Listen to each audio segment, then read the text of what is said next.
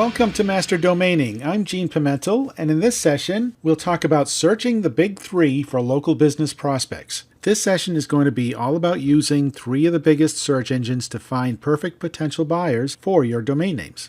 So let's start with the most obvious search engine, which is Google.com. We've all used Google, and we know that business listings show up whenever we search for something that's locally based. Well, guess what? Many of those listings are prime prospects for your domain names. So let's start by doing a basic web search. Let's try lawn care. I'm not even going to put in the town or the city, just the keywords, and it'll automatically default to what's closest to your physical location.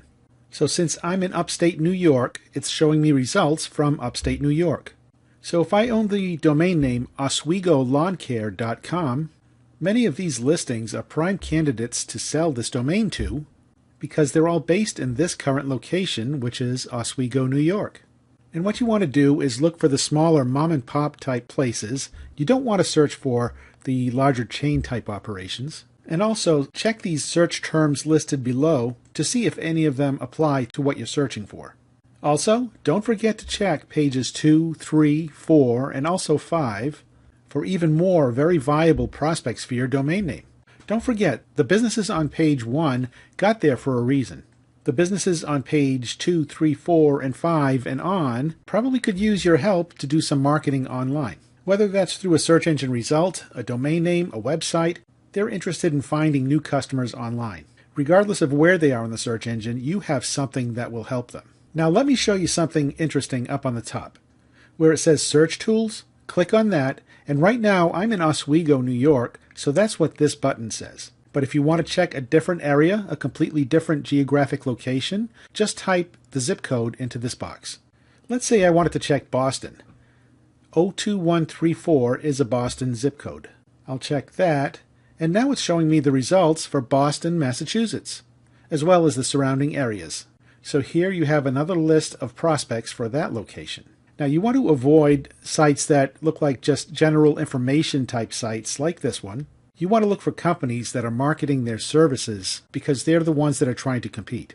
True Green is a big chain, so we want to avoid the large chains because they're much more difficult to communicate with. I'd rather put my effort into communicating with more responsive prospects.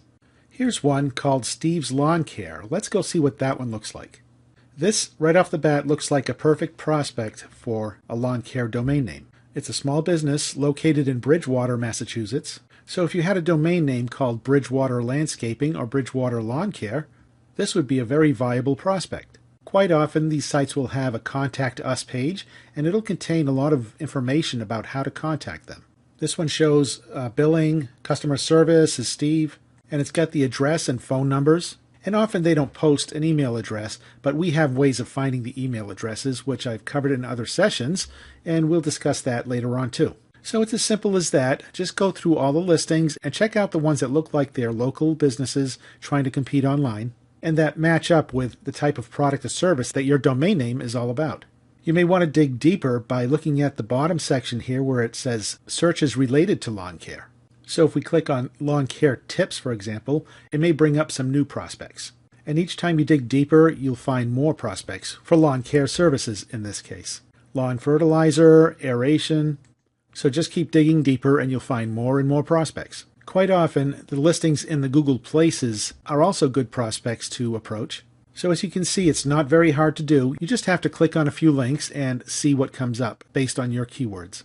Now the other two search engines I like to work with are Bing.com and Yahoo.com. Many marketers overlook these two search engines because Google is so famous and popular, but both Bing and Yahoo contain a wealth of prospects. In fact, they often display many different prospects that Google does not. Let's take a look. Here's Bing.com, and we'll do the same search for lawn care. And right away we have a different set of prospects, different ads, and we'll just go through the pages as we did with Google and follow the same procedures. Bing is a great resource for prospects. It's a growing search engine and it's gaining ground on Google and it's becoming more visited every day. So if you use Bing, you'll tap into a lot of prospective customers that others are not. And the same holds true for Yahoo. Use Yahoo to find even more prospects. And here we have even more prospects to dig into. Now, in all three search engines, it's a good idea to check some of the links that are extra on the side, like video, and quite often you'll find companies that are advertising through video, and it makes it easier to locate them in many cases. And there's the Local tab, and that narrows it down to even more local services. So explore each search engine with all the different options it gives you. And here's an interesting feature too. You have a list of categories. We're looking for lawn care, but that also applies to landscaping, contractors, gardening, nurseries, other services. So just explore and keep digging up more and more prospects.